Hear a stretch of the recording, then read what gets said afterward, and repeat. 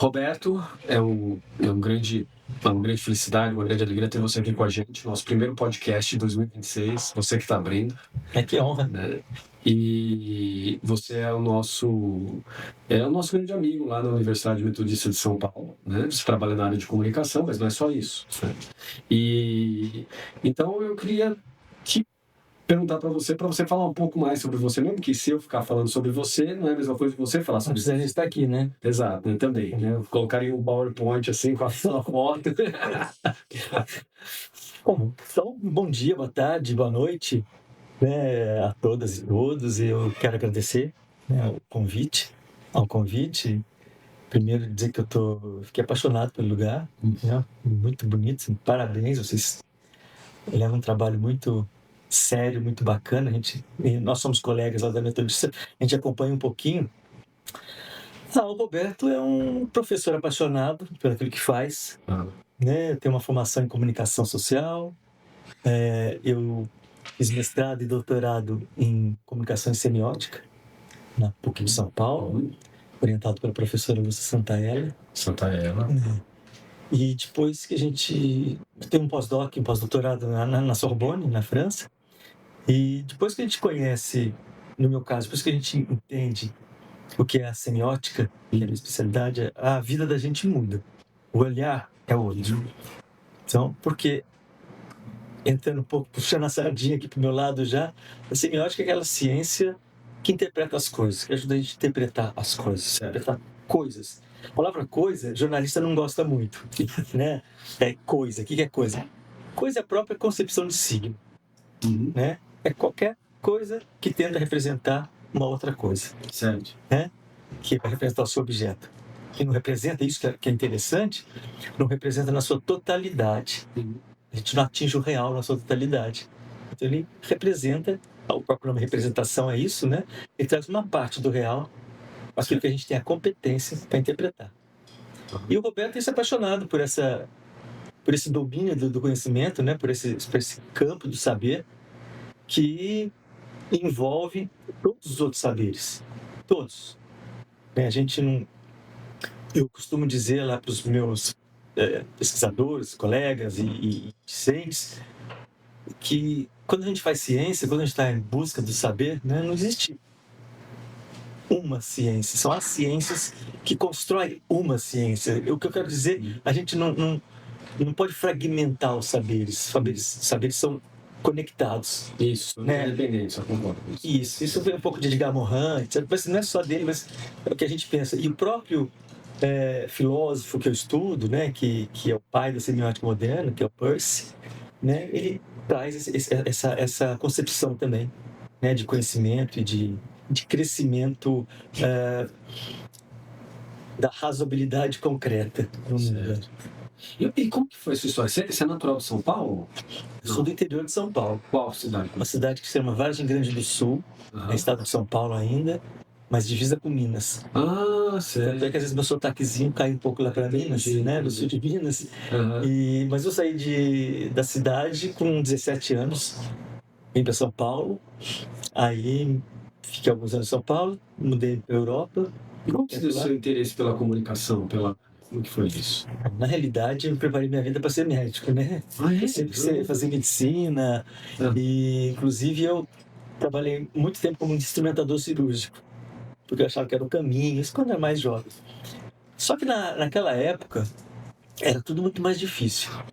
Para entrar numa faculdade pública, você tinha que ter tido uma formação excelente e um investimento em cursinho, essas coisas, que eu não tinha essa possibilidade.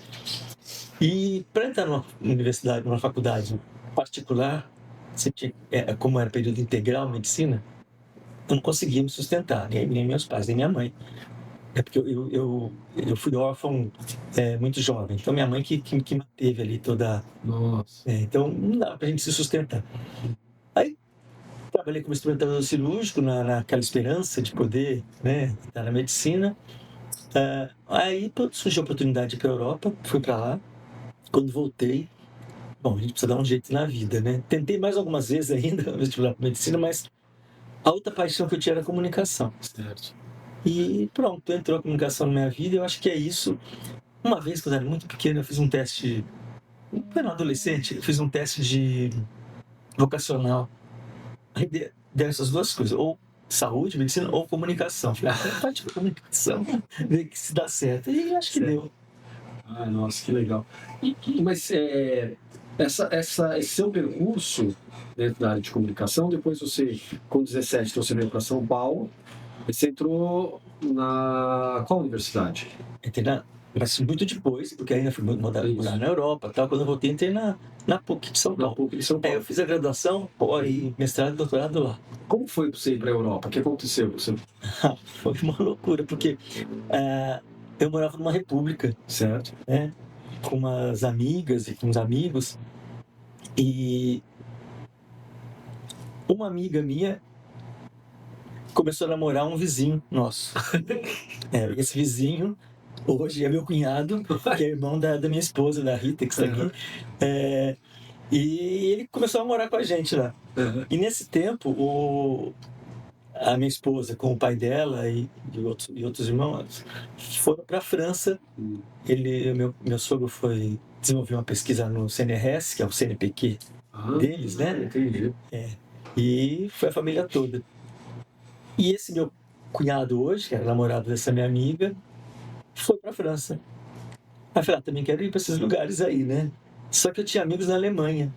Nossa. Então eu me preparei, juntei um dinheirinho, muito pouco, mas juntei um dinheirinho, e fui de um mochileiro, assim, para a Alemanha. Sim. Mas antes de chegar na Alemanha, peguei um voo muito louco, né? Porque era assim, linhas aéreas paraguaias.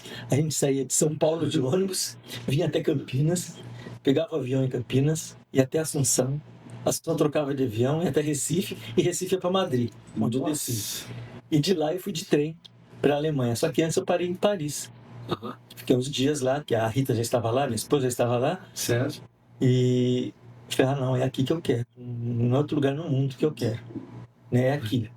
Só que na época eu não tinha visto de estudante, eu não podia ficar muito tempo lá. Eu fui para a Alemanha, fiquei 3 meses lá, até conseguir o visto de volta para a França, e aí voltei.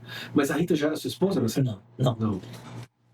A gente ficou juntos depois que eu voltei para a França. Um tempo depois a gente ficou juntos e, enfim, a gente se casou por lá, né? E estamos aí até hoje. Vocês eram por lá, então? Casamos. Nós nos juntamos, né? E casamos e estamos até hoje. E aí até hoje. Até hoje. Certo. Então... Eu sou um santo. Como? Eu sou um santo. 40 anos, com minha esposa. Então, brincadeira. Então, mas aí você veio para São Paulo, aí que foi aí que você entrou na PUC. Aí entrei na PUC.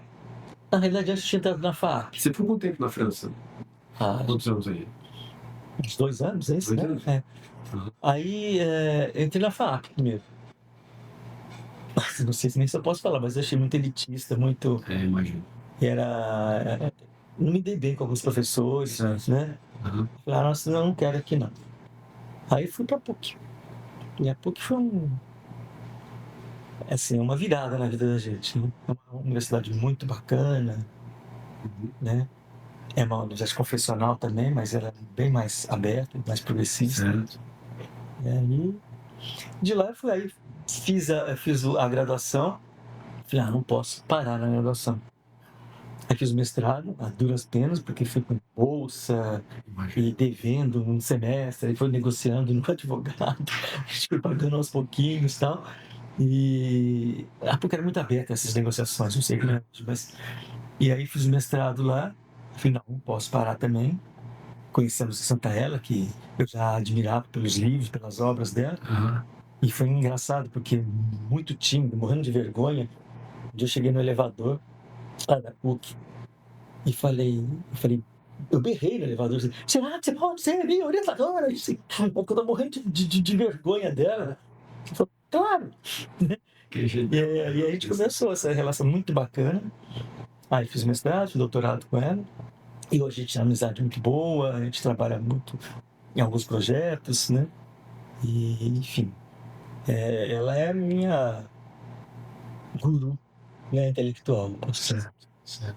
E ela enfrentou toda uma questão de centramento, né, na academia machista, né, que ela, sem dúvida alguma, abriu espaço ali dentro para Sim. uma geração de mulheres, né, do período que ela Eu pegou. acredito que sim, porque ela foi uma brava ali, viu? Ela foi uma guerreira, assim, claro. Porque a universidade é machista ainda, né? Continua Porque a ciência é machista ainda, então tem muito. Embora nós tenhamos hoje no Brasil muito mais pesquisadoras do que pesquisadores, né? Mas ainda continua As essa. citações são todas masculinas, na maior parte dos casos, né? Rapaz, Isso é estranho, isso, né? É estranho isso, é. Às vezes muitos trabalhos que a gente perde trabalhando, falando sobre feminismo, mas tem muita citação ainda de autores, Autores, homens. homens, né? Principalmente europeus ainda, né? Parece que o pessoal não bem valorizado, né? Assim, a valorização. Sabe que agora está essa onda, eu acho muito boa, de valorizar o sul global. Isso. Né? Então a gente tem tentado, claro que uns aos outros, eu não posso renegar a filosofia do norte. Claro. De jeito nenhum, não dá. Né? Porque a gente estaria aqui pisando ou cuspindo no prato que a gente comeu muito tempo. A importância que tem a filosofia europeia, enfim, do norte, de maneira geral. Mas a onda boa que está tendo agora é de valorizar o sul global. É mesmo que eu acho que um dos aspectos principais é que a realidade europeia não é a nossa realidade. Não é uma questão só de enfrentar porque sim, né? Ou porque eu quero romper, mas é porque eles falam de uma maneira que quando a gente transpõe para a nossa realidade não fecha às vezes. Aí você precisa de um conhecimento epistemológico nosso aqui para falar da nossa realidade. Então, precisa, e a gente está batalhando por isso. Mas mesmo alguns europeus mais, assim, com uma visão um pouco melhor, nos previnem sobre isso. Por exemplo, eu faço parte de um comitê de redação da revista Hermès. A revista tem 36 anos, ela é editada pelo CNRS da França, cujo diretor é Dominique Fauton. E muitas vezes eu ouvi ele falando, para de vocês ficarem lendo a gente só, citando a gente, vocês têm tanta gente boa, né? Lá enfim, na região de vocês. Começa a valorizar mais, porque tem pensadores bons. E engraçado, porque o ano passado nós tivemos lá também, como equipe de pesquisadores da Universidade Metodista, e fomos entrevistar uma educadora, né? Já está bastante idade, mas ela é bem conhecida, Anne-Marie Chartier. E ela disse a mesma coisa, foi engraçado. Eu fui para Recife, eu tinha ido à USP, depois fui para Recife e falei lá, vocês leram fulano de tal? Não, nem conhecemos quem é. Vocês precisam se ler mais. Vocês têm uma boa produção. Vocês têm que se ler mais. Tem que trocar. Então, isso não é deixar para trás aquilo que tem, ou negar aquilo que nos deu um suporte mesmo, né? Mas é valorizar aquilo que nós temos, aquilo que nosso conhecimento, né? A epistemologia do Sul, né? Como diz Boaventura. E essa epistemologia hoje engloba, né? Índia, China, sim, né? África. Aliás, a cultura brasileira, me parece que a cultura brasileira tem, de certa maneira, aquela valorização que nós tínhamos na década de 80 e 90 em relação à cultura brasileira, o que engloba também as religiões brasileiras, começa a dar uma oferecida, né? E precisa ser tomado. Eu acho que tem que ter uma perda aí, né? Quando eu estava na Inglaterra, por exemplo, na Escócia, eu fui visitar alguns lugares ligados à minha pesquisa de área religiosa mesmo. E o que eu via? Calvinismo e via o protestantismo, o escocês e aquela secura da razão pela razão. Só que aí quando você ia para trás das igrejas, adivinha o que eu encontrava? Um bosque. Quando eu entrava no bosque, adivinha o que eu via? Toda uma contracultura religiosa, com penduricários, coisas e não sei o que lá. E aquilo traz vida para aquelas cores, aquelas, vamos dizer assim, aquelas oferendas, etc. Acaba trazendo vida para aquelas pessoas que estavam já meio secas, porque o tipo de abordagem religiosa cristã que está ali dentro é de fechamento puro dentro da razão. O ser humano não é feito assim. De jeito nenhum. Precisa de cores, precisa de dinâmica. Foi o que a gente começou a falar aqui, né? Complexo, tem essas conexões. Então, quando você fala em cores, em oferendas, que é bem bacana você ter falado isso, cores, oferendas, alimentos, que seja, né? Isso tudo faz parte, essa energia que faz parte. O que faz parte do ser humano? Né? A gente vive, eu fui criado, e você talvez um pouco mesmo, a gente cartesianamente. Sem dúvida. Né? As universidades brasileiras, a USP é cartesiana. Né? Uhum. Em 2014, 15, eu fui um mês dando uma aula lá na Sorbonne para uma turma de mestrado em curadoria de arte. Uhum. Eu fui dar aula de semiótica para eles. E é engraçado, porque os caras, com uma cultura incrível, falavam coisas assim, né? Cultura, digo, um saber muito bom, mas cartesianos ao máximo, né? Você vê, na França, na Sorbonne, né? E era assim, as carteiras tudo certinhas, sabe? E uma vez um menino chegou lá 2 minutos atrasado, quase ajoelhou aos meus pés pedindo perdão, levantava a mão para ir ao banheiro. Eu falei, gente, para, né? É assim, vocês estão no mestrado, vocês são adultos, vamos bagunçar um pouco essas carteiras aqui. Mas assim, essa é a nossa formação, né? E a gente às vezes fica muito fechadinho ali e não se abre, porque está no universo, está na nossa volta. Daí vem os tabus, né? As críticas destrutivas, Exato. os preconceitos, né? Racismo, etc. Também. Porque nós somos seres simbólicos também, né? Então, é justamente esse é um ponto, né? Você está dentro do Peirce e para Santanella, né? Santaella. E aí você está dentro dessa região da semiótica, e as interpretações que nós temos possíveis dentro da cultura brasileira, elas são tão extensas e tão simbólicas, e quando ocorre um secamento disso por exclusão de uns vetores de formação social, que é, por exemplo, as religiões afro, eu simplesmente seco elas, falando, elas são diabólicas. Eu acabo perdendo um pedaço imenso da história brasileira em função de um preconceito religioso, porque eu não entendi a história da religião direito ainda. Mas tem que ver um pouco o que vem por trás desse preconceito, né? Se você pegar a história da influência afro no Brasil, né? Com os escravizados que vieram, né? Enfim, e onde trabalhavam nas fazendas, os escravizados, etc. E queriam cultuar, né, a religião, eles tiveram de abrir mão, né, para isso que se chama de sincretismo. Então, tentar colocar o catolicismo junto com a cultura deles, né, a cultura religiosa deles. Por força. Por força. Mas para poder exercer, porque é o seguinte, os donos das fazendas, lá, os donos dos escravizados, muitas vezes, tem umas histórias, você tem lenda, mas a gente muitas vezes tem uma história que um filho de um fazendeiro ficou muito doente. E aí procuraram médicos, fizeram tudo na época que podia. Aí os escravizados, os africanos, falaram, a gente pode tentar fazer um ritual aqui de cura e tal. E o menino foi curado com aquele ritual. Mas o fazendeiro não podia abrir mão do catolicismo ou do senão vai porque assim, do poder que tinha, exato, né? Exato. É o medo de perder esse poder. E aí, como compensação pela saúde do filho, ele deixou, né, os caras fazerem lá os rituais deles e tal, portanto que não falassem das deidades deles. Certo. Né? Então, fez esse sincretismo. Tanto é que você pode... Hoje no Brasil a gente ouve falar Oxalá é Jesus Cristo. Não, Oxalá é Jesus Cristo. Mas é o que se aproxima para poder falar Ogum é São Jorge, ou São Sebastião, depende. Oxóssi é isso, aquilo. Para poder cultuar. Isso sim, quer dizer, se nós tivéssemos, não sei, encarado desde aquele tempo, né, essa cultura incorporada, e já está incorporada, muitas vezes, né, na nossa fala. Na nossa fala, na nossa fundamentação, enfim, está incorporado. E às vezes até gourmetizada, né? Está gourmetizada. Mas, assim, é uma... De novo, né? É que é muito difícil para o ser humano, eu acredito, a gente ter essa mente mais aberta. Porque, de novo, a gente foi criado nessa dicotomia corpo e mente separada. Né? Então a gente não entende muito bem essas influências outras, né? Que a metafísica foi rechaçada há muito tempo também, né? Até o Peirce traz a metafísica como ciência. Claro. Né? Então, e aí, enfim,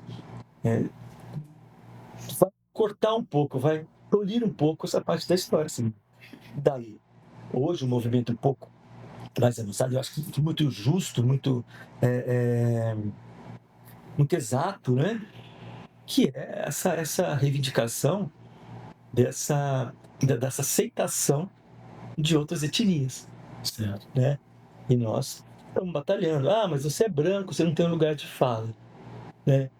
Eu falo, bom, eu não tenho lugar de fala, mas eu não sou negro, por exemplo, não estou na pele do negro, não sofro mesmo, mas eu vou escutar minha última gota de sangue para defender essa causa, Claro, porque eu não vejo diferença nenhuma no ser humano. Então, a nossa característica altruísta ou de empática, quando a gente percebe o sofrimento dos outros, a gente quer fazer alguma coisa. Pois é. Eu sofri a mesma coisa que você, embora seja mestiço. É. De italiano com chinês eu tomo. Você é pior ainda, né? Homem branco.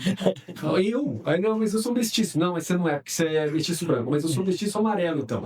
Né? Mestiço com um imigrante italiano que veio trabalhar nas lavouras de café e cana-de-açúcar aqui, e laranja. Mas o pessoal não vê assim, né? Me fecha, pá, põe eu de imediato como homem branco. Mas a característica empática permanece. Eu vejo o sofrimento dos outros, não posso tolerar aquilo, deixar de boa, isso aí não dá. Tem que ter reações, né? A gente não consegue nem conviver com a gente mesmo se a gente não reage. Né? E por isso que eu acho assim, que essa questão de lugar de fala precisa ser um pouco revista em função da empatia e da compaixão. Pois é. Se a gente tiver empatia, se a gente não... é moda que você está falando, mas se a gente não entender a alteridade, a gente não respeitar a alteridade, né? Do lado do outro, assim, a gente vai ficar nesse impasse o tempo todo. Se eu não me abrir para as coisas, e se eu não deixar me abrir para as coisas, a gente vai ficar nisso o tempo todo, né? Nesses tabus, de novo, nesses preconceitos. E, claro, nem vamos entrar em política aqui, mas nessa política cruel, né? Nesse movimento político cruel. Política é outra coisa, acho que política todos nós fazemos, temos que fazer. Isso. Catar um papelzinho no chão jogando lixo é política, cuidando da polis, né? Mas essa política partidária, política... se a gente não tiver empatia, não entender o outro ali, né? Ou pelo menos tentar compreender o outro. O Dominique Volton, esse diretor da Hermès, ele tem uma teoria lá dele que vem há mais de 30 anos desenvolvendo, da comunicação. O que é a comunicação? Ele fala que é um triângulo, mas eu acho que tem 2 pés assim. Comunicação, ele fala que dentro da comunicação você tem que a comunicação, começando com a comunicação e a incomunicação, que é a teoria dele. Essa a comunicação é não ter empatia, não ter tolerância, não ter nada. É isso. Eu tenho a verdade absoluta e acabou. É a guerra. Você pega o Trump agora, é isso. A comunicação é a guerra. Acabou, eu falo. E ele fala que o que vai salvar o mundo, que talvez salvaria as relações, é a incomunicação. O que é essa incomunicação? A gente não concorda com o outro, a gente não precisa concordar com você, não precisa, mas a gente tem de ter o diálogo. É isso, nesse diálogo, nessa troca, que a gente vai amenizar as coisas. Nessa troca a gente vai entender o que é essa tal da empatia, respeitar a alteridade também. Né? E como que você vê, você que na área de comunicação, a sua área sempre foi central para tudo no mundo. Né? Por exemplo, Jesus, no final do Evangelho de Mateus, fala: ide a todos os povos, ensinai que os ensinei para que eles se arrependam e batizai-os em nome do Pai, do Filho e do Espírito Santo. Comunicação. Aí, Atos 2, o Espírito Santo vem sobre os apóstolos, comunicação, eles começam a falar as línguas de todo mundo. Mas os apóstolos saem para tudo quanto é lugar, dando rolê no mundo, se comunicando. A sua área está no centro de todo o conhecimento teológico, porque né, o pessoal, como eu estou na teologia, provavelmente vai escutar esse podcast. A sua área está bem no centro. E ela está tão no centro que eu estava na Irlanda, um tempo atrás, e a primeira graduação e pós-graduação de influencers. Influencers nada mais é do que comunicação, é levado ao ponto da mídia social, né? E como que você vê essa transformação? Porque eu me lembro da década de 80, nós tínhamos comunicação aqui no Brasil, nós tínhamos a Voz do Brasil, e temos até hoje, mas... E aí vai ocorrendo essa transformação com a internet. Hoje você tem TikTok, YouTube, etc. E toda uma transformação na área de comunicação, e você passou por todo esse processo. Como que você vê esse processo todo? E você acha que vai ter... A Coreia do Sul, por exemplo, colocou de novo, né? Pós-graduação com MBA, com graduação na área de comunicação específica para influências no YouTube. Então, vamos lá. Comunicação primeiro, sim, ela é ela está em qualquer domínio de todas as ciências. Isso. Qualquer campo do saber, ou domínio do saber. Então, não existe. Por quê? Não existe comunicação sem linguagem. Sem linguagem. Linguagem, comunicação. Linguagem é tudo. Exato. Né? A gente não sobrevive, a gente não vive sem a linguagem. Nós, seres humanos, né, achamos, assim, que somos um pouquinho, dominamos mais sobre os outros seres vivos, né, que têm comunicação também. A diferença entre eles e nós é que nós talvez temos um pensamento articulado, aí a gente tem que falar em ética, depois a gente pode falar, mas ética é próprio do ser humano. Mas a comunicação, ela está em tudo. Certo. Em qualquer, eu até brinco com os meus alunos, falo, olha, se vocês me trouxerem um campo de saber, um domínio de saber, em que não tem a comunicação, eu já dou diploma, escrevo, ó, vai embora, já dou, porque não há, você não consegue não se comunicar. Não há não comunicação. Você pode ver que eu falei, há comunicação, não há não comunicação. Mesmo quando você está sozinho, o tempo todo você está se comunicando. Por quê? Porque eu sou constituído do outro, etc, eu não vivo sozinho. Essa mudança, essas mudanças que estão acontecendo, né? Eu evito falar um pouco evolução ou desenvolvimento, porque são palavras que eu deixo um pouquinho para trás, mas essas mudanças de linguagem que estão acontecendo, isso são mudanças de linguagem na comunicação. Na França eles têm uma coisa muito bacana que eu demorei para entender nos textos, tal, e mesmo nas reuniões. Sabe, a gente está falando agora de comunicação, a gente está falando agora de com, C-O-M. Não pode diferença de com. Para mim é uma aventura de comunicação. Sim. Quando se fala em comunicação, a gente está falando nesse estudo da comunicação, da relação, né, das linguagens, etc. Quando fala em com, aí entra essa parte mais de televisão, internet, etc. Que não há, quer dizer, claro que há, mas não mergulha tão profundamente nos estudos da comunicação.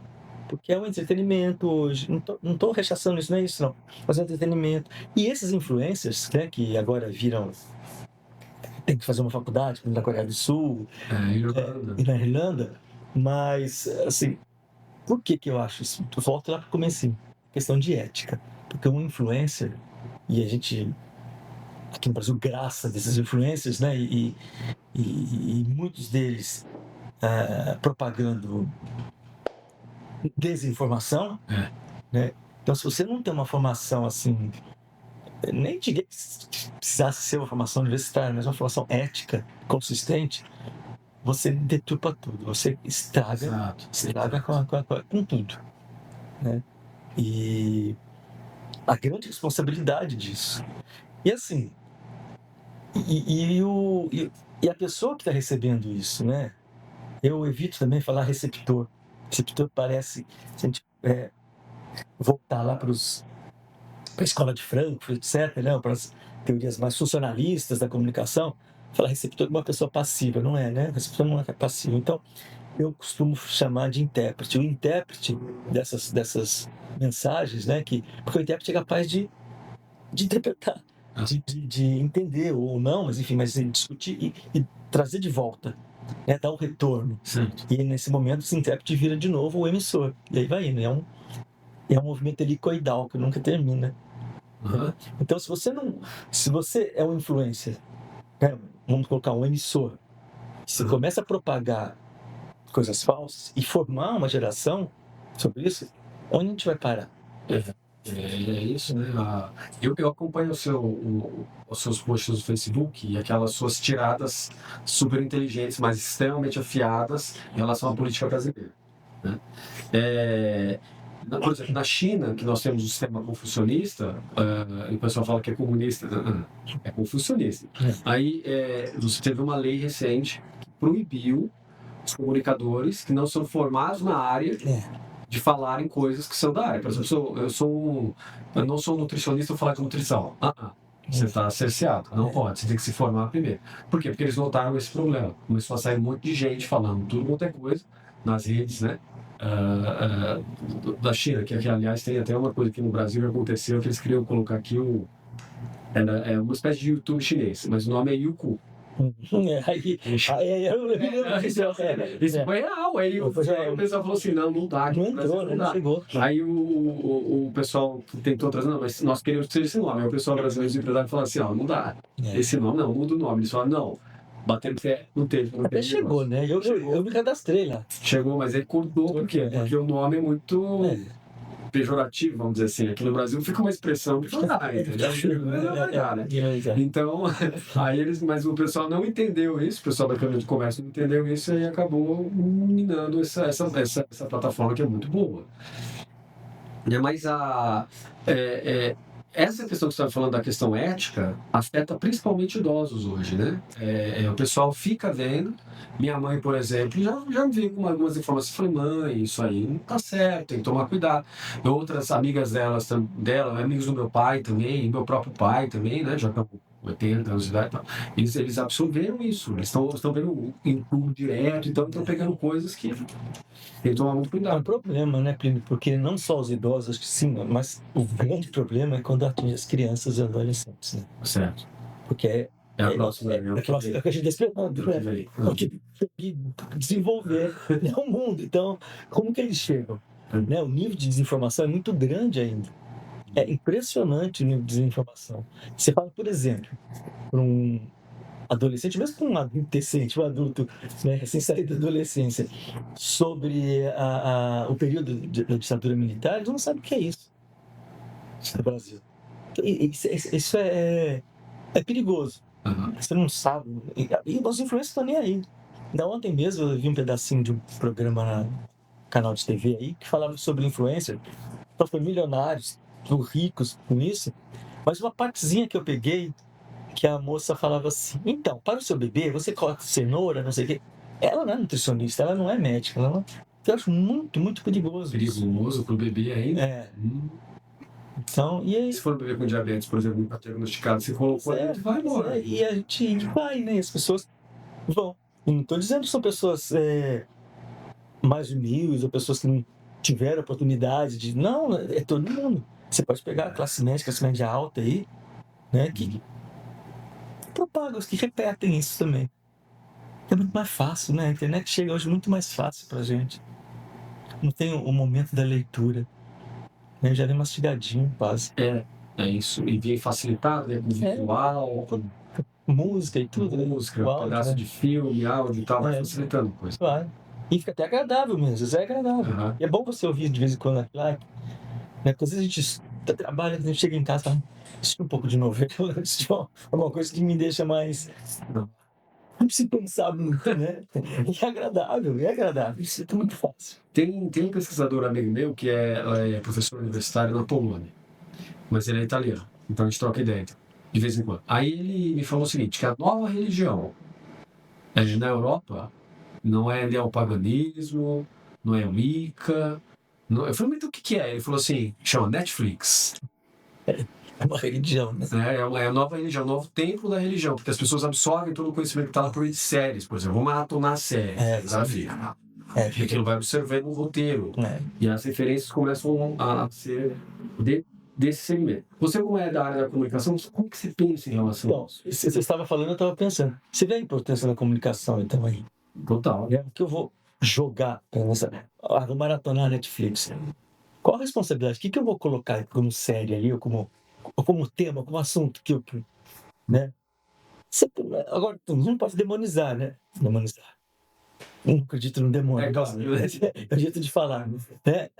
Mas você tem séries que são boas, eu acho, acredito sim, que trazem uma certa reflexão, etc. Você tem aquilo que como chama? Como é que eu te falava antes? Sopa de letrinhas ou qualquer coisa, né? Que pode te tranquilizar de uma forma, mas não te trata muito conhecimento e não te faz refletir. Eu acho que sim, não sou contra a televisão, não sou contra, nem dá para ser contra os meios de comunicação, porque eles estão aí, como dizia o Humberto Eco, estão aqui, vão permanecer, não tem como lutar contra, mas o que a gente pode fazer? Utilizá-los como uma coisa boa. Então, se a gente pegar Netflix, por exemplo, outras, e começar os profissionais a colocarem temas, né, que são interessantes, que fazem refletir, tudo bem, mas a gente vê que é assim que acontece também, né? Pois é. Algumas vezes a gente tem algumas coisas que foram interessantes, como, por exemplo, colocaram a Mula Sem Cabeça, o Saci, uma adaptação atualizada. Como é que chama essa série? Era muito legal. Era muito legal, exatamente. O pessoal brasileiro fazendo. E depois teve um filme sobre a capoeira também, mas é muito pontual, né? Muito pontual. Não dá, na minha época falava, não dá ibope. Então, tem uma continuidade, tem uma problematização um pouco maior. Eu estava vendo esses dias na hora do almoço uma série da Prime Video que fala sobre a cultura brasileira. E aí você tem uma série de cantores brasileiros e cantoras brasileiras que estão ali presentes, né? E como é que era o nome dela mesmo? Lá da Bahia? Hilda, não é, Hilda? É uma mãe de santo que teve uma influência gigantesca e eu não consigo lembrar, eu sou muito ruim de nome. Eu não estou conseguindo lembrar o nome dela, mas ela teve umas influências muito, muito, muito fortes. Laia, você lembra o nome dela ou não? Lia. Oi? Lia. É a Lia. E quem me deu foi Lia. Essa cena daquele vídeo. Foi Lia, isso. É a Lia. Eles finalmente fizeram um documentário sobre ela. Aí eu assisti um pedaço. Né? Tá na Prime. É um monstro, a mulher, né? A mulher é uma gigante na cultura brasileira. Uma montanha. E ela influenciou muito a cultura brasileira. E ela é muito santo, filha de Iemanjá e tal. Só que, dependendo do viés, da perspectiva que a pessoa entende isso, ela imediatamente traz para aquilo que convencionou-se. O cristianismo chama de demônio. Que, na verdade, tem a ver com a palavra grega que é daimon, só quer dizer espírito inspirador. Aí depois, com a propaganda religiosa, que é desenvolvida no cristianismo, naquele momento que eles precisam entrar para sobreviver, eles estão sendo rechaçados pelo Império Romano. Aí eles demonizam. Só quem demonizou foi o Justino de Roma e morreu por isso. Né? Aí você, como assim, está dizendo que a gente contou demônios? Como é? Na hora que o cara percebe, assim, o que você quer dizer com demônio? Porque, gente, demônio se você bebe, você tem demônio. Se você canta, você tem demônio. Se você faz poesia, você tem demônio. Se você faz arquitetura, você faz demônio. Se você faz matemática, você tem demônio. Porque demônio é aquilo que te inspira. Não é o espírito, provavelmente dito, mas é energia de homem e taca lá dentro o rótulo. Demônios são os que vocês cultuam e tal. Ele morre por isso, mas outros também. Né? Porque o pessoal fala, como assim? Entendi, você está me dizendo que eu sou do capeta, então, eu sou do mal. Você está me classificando. Então ele vai e te elimina. Aí o cristianismo vai, né, até que ele assume. Quando ele assume, esse rótulo cai até o século IX. Por quê? Porque assim, esse negócio de demônio, invocar demônio, com o espírito do mal, que é para encontrar tesouro no mato, para trazer seu amor de volta quando você está com ciúme, isso aí não tem a ver. É no século XII, lá do século XII, que começa a voltar. Mas volta no viés político. Sempre, né? Vão perseguir o pessoal. Aí vem o Papa João XXII e fala o seguinte: tudo isso aí que vocês estão fazendo é idolatria tem que matar. E qual é o alvo? Poder feudal. Ele está se voltando contra os nobres e usa isso para eliminar o nobre. Isso dá espaço para a classe comerciante subir. Né? A classe comerciante começa a subir, daqui a pouco eles começam a eliminar essa ideia. E a ideia do liberalismo, tem um mercado religioso aberto para você ter o quê? Aquilo que você falou, a comunicação começa a afetar o mercado começa a ter produto, a comunicação começa a se voltar para isso. Então, é um pouco incompreensível dentro do viés, né, político que nós temos, econômico, perseguição religiosa, porque você vai contra o mercado. Entendeu? O mercado que é produto, você vai contra o mercado, vou valorizar. Bom, é estranho, né? E só nesse viés que o pessoal gosta de falar sobre isso. Mas no viés cultural brasileiro é pior. Por quê? Porque nós minamos e cortamos uma haste da nossa comunicação cultural. Sem dúvida. Né? Não, você estava falando, eu me lembrei, por exemplo, de duas figuras da influência africana, né, e afro-brasileira, dessa religião afro-brasileira, que são duas figuras que não são demônios, mas são tratadas como tal, que é o Exu e o Pombagira. Né? Na Umbanda, por exemplo, o Exu... por que Exu e Pombagira são... Por que a Pombagira é tratada como... ela é prostituta, ela é isso, ela é aquilo, é mulher... Não, porque e isso eu estou até repetindo o que as Yalorixás falam, eu estou pegando isso. Essas pombogiras, eram as mulheres mais libertas. Elas fumavam, elas frequentavam, elas dançavam, cantavam, riam alto, e nessa época é tratado como prostituta. Uhum. Então, hoje, quando você vai num culto de Umbanda, por exemplo, que tem essas manifestações psicológicas que elas vêm sorrindo, perfumadas, etc, etc, associam isso, quer dizer, mas associam isso com demônio, com má influência, e pelo contrário, né? É a mesma coisa que acontece com o Exu. Na verdade, hoje ele é um Exu feminino, mas não existe isso, mas enfim, é que a gente faz essa comparação. Então, é uma coisa com o Exu. O Exu é aquela entidade, aquela criatura que mais se aproxima dos humanos. Então, por isso que ele é muito mais autêntico. Por isso que a gente tem mais medo, Uhum. né? A gente. Por isso que esses cultos mais tradicionais, ou mesmo o catolicismo, tem mais medo, ou inventam coisas sobre isso, né? Porque se você trouxe do comércio, né? Bom, a maioria, né, do mercado, né, está no cristianismo, né? São os cristãos, né? Os evangélicos, católicos. Então, não sei por que esse medo. Então, é um medo que é justificado até pela própria Constituição do cristianismo. Se Jesus ressuscitou, é o Senhor das pessoas, Pois é. medo do quê? Bom, aí não dá para entender mais. Mas a questão, me parece que ela se volta para um desconhecimento da própria cultura cristã judaica. Nós temos uma fase, que é a fase anterior ao exílio, que é o enoteísmo. Eu sou o Senhor que criou todo mundo, inclusive os deuses. Eu sou o Senhor, que sou o sol no meio das estrelas. As estrelas são os outros deuses. Aí depois você tem o exílio da Babilônia. Aí começa aquele negócio de Esdras, Neemias, começa assim. Eu sou o Senhor. Todo o resto é pedra, madeira, pó e invenção. Invenção de vocês. Vocês não valem nada. O que a gente não consegue entender é como é que isso, de repente, vira Males Maleficarum na Idade Média, né? O martelo das bruxas. E aí, quem já leu o Males Maleficarum, você começa a dar risada. Você fala assim, e como é que o pessoal acreditava nisso? Por exemplo, você vai se alimentar.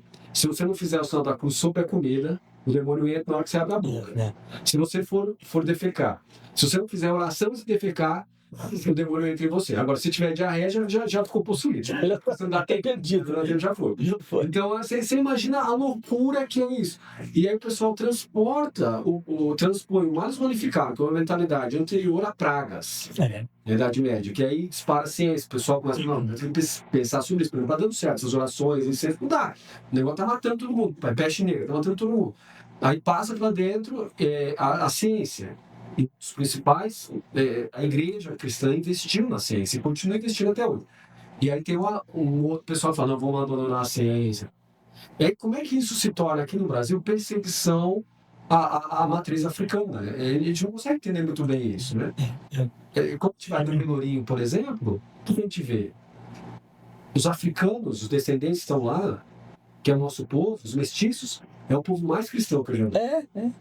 Porque eles podiam simplesmente se revoltar contra aquilo e falar assim, meus ancestrais foram mortos por vocês, agora eu vou bater em vocês de volta. Se for chinês, fariam isso. Japoneses também, entendeu? E os caras são vingativos. Não, da cultura, você matou, você vai de volta. Tem aqueles filmes de arte marcial chinesa, japonesa. Você matou o meu bisavô, você vai ver. Né? Então, mas eles não. Eles falam, não, eles estão dentro da igreja. Eles entram para fazer um feio na igreja do Rosário dos Homens Pretos, por exemplo. O que é aquilo, entende?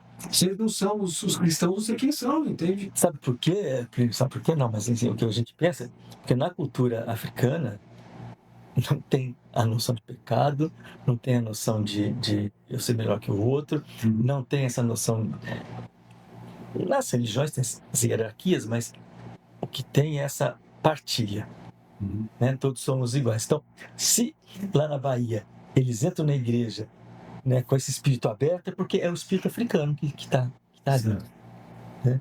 Porque nas religiões ou na cultura africana, eu digo a cultura africana mais tradicional, porque hoje também na África tem muitos cristãos, no mundo inteiro, né? Mas a cultura africana de raiz mesmo, né? Tem uma hierarquia, mas não tem essa como diria, não tem essa superioridade sobre você. Então, quando você está num terreiro ou numa casa de axé, alguma coisa, a hierarquia sim, né? Mas é todo mundo igual. Então, se eu sou um professor, doutor, quando eu boto o pé lá, eu sou um irmão ali, Certo. né? E para todos Uhum. acontece isso. Talvez isso que aconteça na Bahia é esse pensamento, é essa, Perfeito. sabe? Então, se eu entro na igreja, também sou igual a ele. Então, para que eu vou? Não tem essa coisa de vingança, né? Que tem, que se prega, talvez, nessas filosofias africanas, tal, é o respeito. Isso eu acho muito importante. É o respeito ao universo, o respeito à Terra, Uhum. à natureza. Uhum. Se você... Então, tá, bom, mas a Umbanda e o Candomblé são religiões africanas? Não, são religiões brasileiras. Com influência, enfim, com origem africana, então são afro-brasileiros, então eles cultuam. Qual a diferença de uma e de outra? Bom, há algumas diferenças, né? A Umbanda é bem mais brasileira, a cultura, então, os ancestrais, ou o que a gente chama de espírito, alguém que morreu virou espírito, virou luz, tal, e os caboclos, os pretos velhos, etc, etc, etc. O candomblé, ou a cultura tradicional africana, o que cultua é a natureza. Então, os orixás fazem parte da natureza. Sim. Então, não é uma entidade assim, um espírito. É a força da natureza. É a força da natureza. Então, quando você respeita a natureza, você respeita tudo. Né? Esse que é talvez o pensamento mais igual, talvez, né? É o respeito à natureza. Então, sempre a gente está trabalhando, eu com o pessoal da cultura africana, trabalhando nesse respeito à natureza. Né? Sobretudo a terra, a mãe terra. Então, em relação ao culto aos ancestrais, acho que no século XVII ou XVIII a China se fecha para o Ocidente em função da Igreja Católica e lá dizer assim, olha, o culto aos ancestrais é culto diabólico. O imperador chinês falou assim, o que é esse tal de diabólico? Porque não tem essa noção, né? O que é tal de diabólico? Aí explica, quando explica, ele fica tão nervoso com a situação, ele fala assim, como é que é? Então, toda a minha linhagem chinesa de 5.000 anos, todo mundo aqui é diabólico. Todo mundo tem um altar dos ancestrais. Você coloca o incenso para você lembrar do seu avô, da sua avó, quanto eles foram importantes, entendeu? Todo mundo tem a plaquinha com os nomes lá. Então, a gente tem que remover isso das casas. Tem. E no lugar você coloca um crucifixo. Sabe o que aconteceu? Ele falou assim, então, a partir de agora, chineses, vocês não escutem mais nada, vocês estão fora da China. E ele tinha se convertido antes ao catolicismo. Ele tinha se declarado cristão, tinha sido batizado, mas quando a igreja fala isso para ele, ele fala assim, não dá mais. Então vocês têm a perspectiva de vocês é dentro. A perspectiva de vocês é dominar sobre a nossa cultura. Você não é interdependente, vocês querem se impor, então agora já não dá mais. Aí acompanhou isso o Tibete também se fecha. Né? E mesmo os esforços do Hipólito Desidério, que fundou a primeira igreja católica lá, e com o apoio dos budistas, não, tudo bem, isso é contraposição nossa, não tem problema. Porque ele ficou 20 anos lá, no monastério de Senadê, estudou tudo, fez uma contra-obra, falando, Lama Tsongkhapa está errado, Deus existe, Deus criador. Os tibetanos acharam lindo isso, falaram, ai que fantástico, você ficou aqui 20 anos, você defende isso, tudo bem, vamos ver se sustenta. Posso fundar então aqui uma igreja católica? Pode, está lá, a igreja católica tibetana. Só que aí, quando veio essa situação, foi logo depois, o Dalai Lama do Templo falou assim, ó, fecha tudo, tá fora, vocês também. Mas manteve a igreja católica. Na igreja católica, filho, o missionário não pode mais entrar. Os que estão aqui, filho, os que fora não entram mais. A China foi diferente. A China começou a entrar em cima, só que os chineses falaram, nossa, peraí, pega leve, os caras não são tão mal assim, o cara lá de fora tá falando, os caras daqui dentro faz isso, os caras estão lá, também oferecendo incêndio, os caras param com isso. E aí era um jeito de, entendeu, segurar pra não matar. E deram assim, não, vai matar os caras, esconde os caras, entendeu? Para com isso. Aí o culto aos ancestrais da China continua até hoje. E aqui no Brasil nós temos a mesma coisa na Umbanda. Na Umbanda, Candomblé, e etc. O que tem essa. E a Igreja Católica é um pouco dúbia nisso. Né? Você tem as almas do purgatório, o purgatório é seu ancestral. Você vai lá no dia dos finados e sai lá os seus ancestrais, entendeu? Aqui eu acho que sim, a Igreja Católica, eu não estou falando mal nisso, mas ela é mais punitiva. Ela trabalha com o pecado e com a punição. Com a punição. Eu lembrei de uma história, eu fui até coroinha, fui batizado na igreja católica, fiz comunhão, crisma, fui coroinha, eu adorava tal, tocar o sininho lá pro padre, mas no catecismo, a gente fazia o catecismo para poder se preparar para a primeira comunhão, tinha que 7, 8 anos, não sei. O que a gente ouvia, claro que deve ter mudado muito, mas o que a gente ouvia é assim, olha, na hora de comungar da hóstia, você não pode mastigar a hóstia. Se você mastigar, vai sair sangue na sua boca. Olha isso, esse moleque de 7 anos, meu, vai sair sangue na sua boca. É um pouco de vício que você também não pode ir para lá com pecado, porque a hora que vai colocar a hóstia, se tiver pecado, ela sai voando. Era coisa que ia colocar na cabeça. Nunca acreditei muito, eu era um pouco mais, né? Mas tinha gente que acreditava piamente nisso. Né? Eu não posso mastigar a hóstia. Hoje já tá a diferença que você não pode pegar, agora você pega, põe na boca, sei lá. Mas assim, tinha essas coisas punitivas que eu faço. Eu disse assim, o pecado, a noção de pecado era horrível, porque é horrível, né? A minha primeira confissão que a gente faz para fazer a primeira comunhão, eu tinha que escrever num caderninho qual que eram os pecados que eu achava pecado. Porque o que ele vai falar? Um moleque de 7 anos vai falar pro padre? O que eu pequei? Né? Respondi para minha mãe, era isso. Né? Briguei com meu amiguinho. Então, esses eram os pecados que a gente tinha. Pois é. Né? Pois é. Então é uma coisa punitiva, mas acho que. Então, essa perspectiva, por exemplo, né, eu discuti com alguns teólogos, né, porque minha mãe é católica, né, e fez eu retomar Jaquim com 14 anos de idade. Né, porque ela falou assim: não vai se converter ao budismo. Eu falei: mãe, o que você está falando? Ela veio com 5 volumes da Suma Teológica para mim, em espanhol ainda. Eu falei: se vira aí, lê aí. Eu falei: tá bom, eu vou ler, mas aí ficava pegando o padre lá. O padre Neil, que era o padre da paróquia, ela falou assim: o que tá falando aqui? Ele falava: cara, vai ler Calvani, vai ler Franz Kung, para de ler isso aí. Não, mas minha mãe, aí ele me explicava mais ou menos como é que era a situação e tal. E hoje ele se aposentou, mas ele foi o reitor do seminário de filosofia lá de São Paulo. Ou foi vice-reitor e reitor, né? Ficou alternando isso. Então ele manjava da coisa, né? Os conceitos de honra, piloto de avião e tal, faixa preta de karatê. Olha só, tá vendo? É outra coisa. Um missionário bom. Nenhum caso de pedófilo. Desde criança para o cara, nada, zero. Sempre o cara da orientação. Cara. E tinha uma abertura tremenda para dialogar com as religiões de matriz afro, né, que são brasileiras, o espiritismo, etc. Lá em São Paulo não tinha esse problema. Né?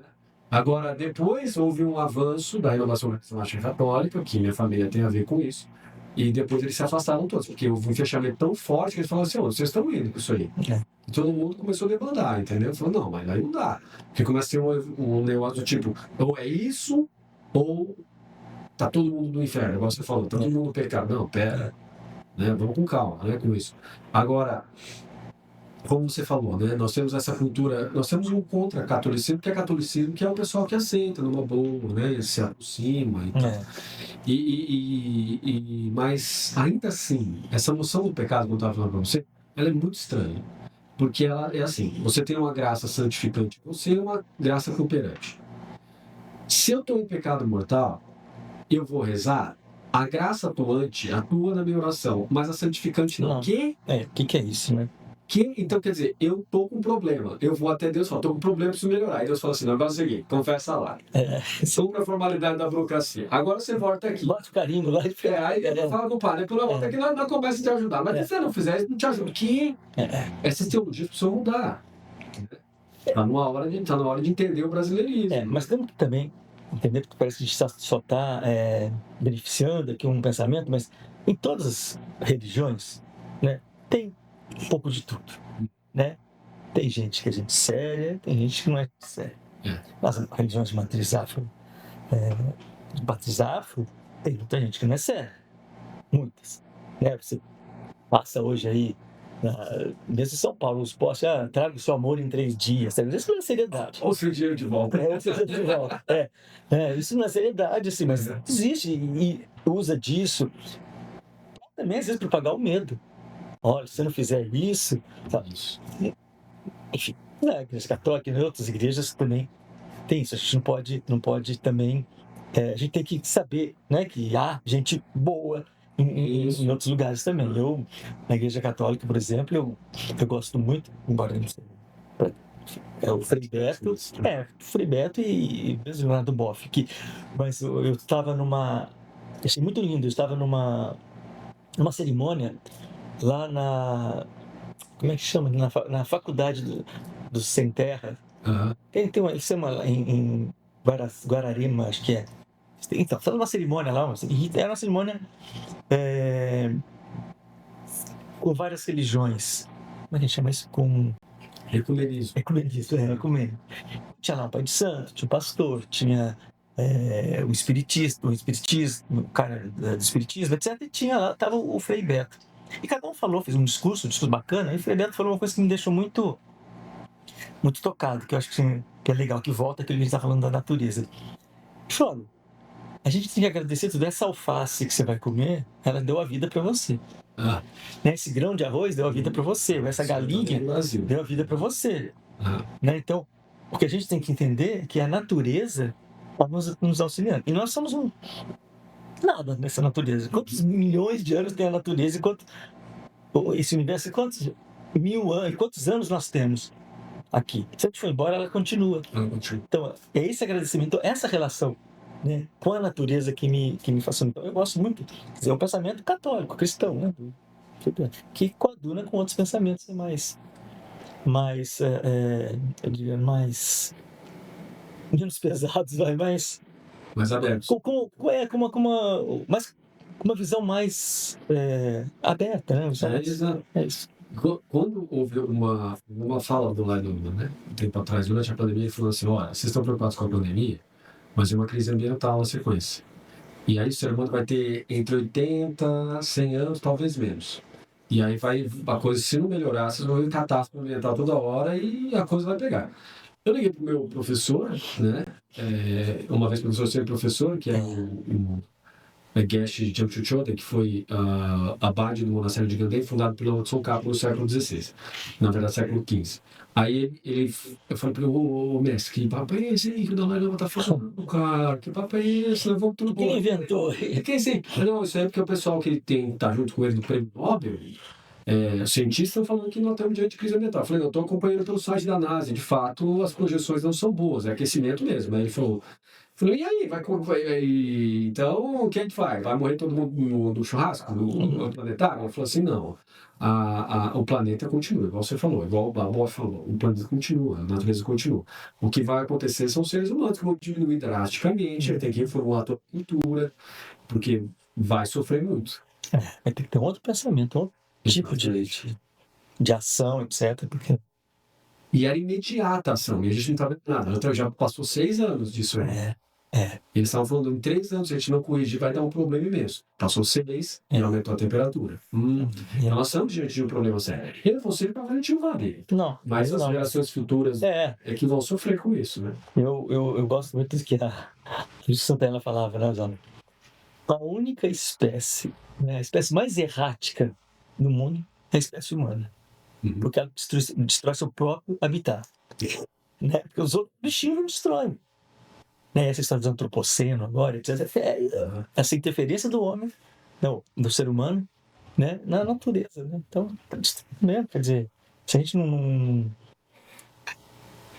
se continuar tendo uns desvairados no poder de alguns lugares, o negócio é só acelerar. Né? Gente que nega a ciência, gente que nega as mudanças climáticas, isso talvez nós não vejamos, mas... mas vai. Eu fico preocupado com meus sobrinhos. Eu olho e falo: a molecada vai tomar um baixo, né, temporal, tempestade magnética popular, vai tomar, que a gente já tá vendo, né? Já. Tá mudança estranha, né? De repente começa calor frio, chuva, vai, sai. Não mas quando eu era criança não era nem perto disso, o que está acontecendo, né? E nós temos aquela questão do avanço dos Estados Unidos, por exemplo, em cima da Groenlândia, que é a faixa que não é afetada. O cara avança exatamente ali. Os desvairados que estão tomando conta do mundo hoje. Né? É outra coisa, né? Que se a gente não tiver essa consciência. O que é o regime democrático? Você escolher um representante, né? Você tem que aceitar o cara que está lá, que você escolheu. Exato. Mas eu tenho que saber escolher, né? Eu tenho que saber escolher o cara que está lá. Então... E esse escolher envolve muito essa questão que você tocou, que é o racismo. Sem dúvida. Né?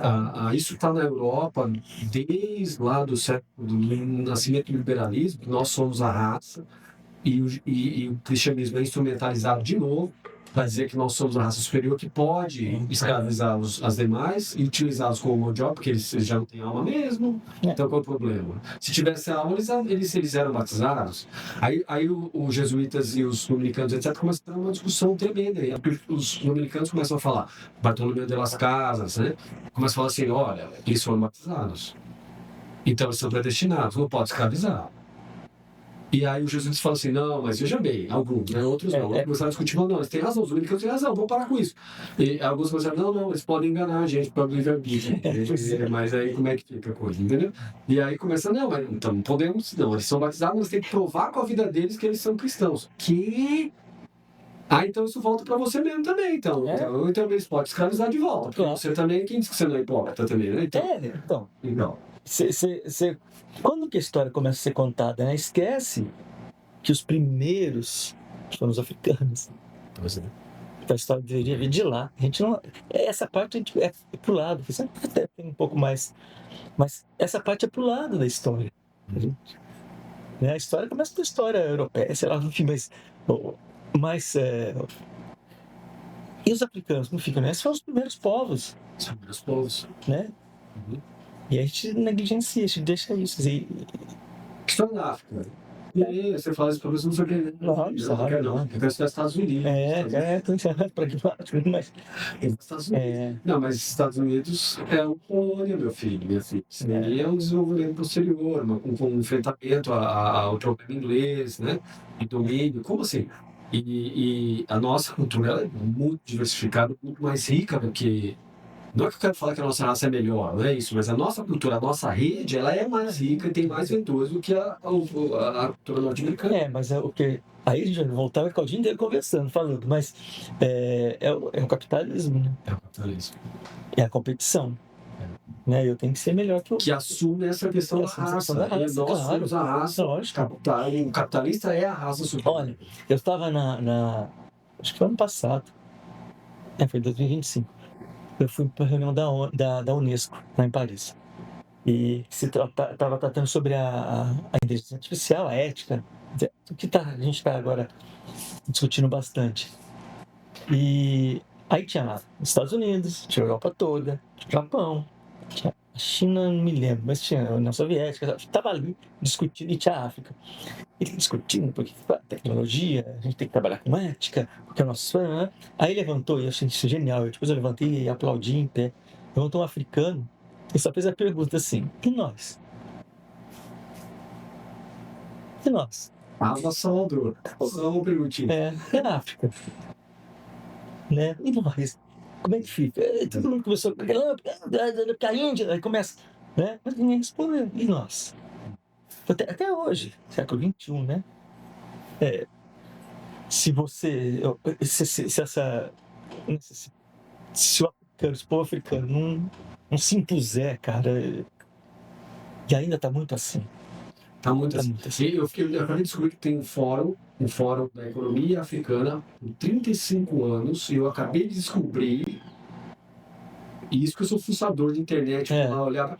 Como assim tem um fórum que eu não sei? E um monte de países participando. Eu falei, que é isso? A gente está isolado, o que está acontecendo? Isso aí devia estar sendo noticiado para todo lado. Claro que devia. E não está, entendeu? Só foi porque apareceu no Al Jazeera. Eu falei, o que é isso? Como que eu tô ignorando? Como que eu não tô sabendo? Eu comecei a ir atrás e falei, nossa, 35 anos de existência. Você tá brincando, né? Vários pensadores de peso já passaram por lá. A gente está isolado aqui, não está sabendo. Não interessa, né? Exatamente. Não interessa para alguns grupos econômicos que não querem ter difícil saber. Se tem coisa que... Por que você está querendo me questionar? Pois é. Onde vai com isso aí? Vai para me libertar pois é isso. Da matriz, né? Da olho preso, né? Mas foi muito legal, o Roberto. Eu achei fantástica a nossa conversa. Que bom, adorei também. E já está convidado para a gente conversar mais nas próximas sobre semiótica. Com o maior prazer. Dentro das questões religiosas. Com o maior prazer. Vamos combinar e eu venho aqui com maior felicidade. Eu que agradeço.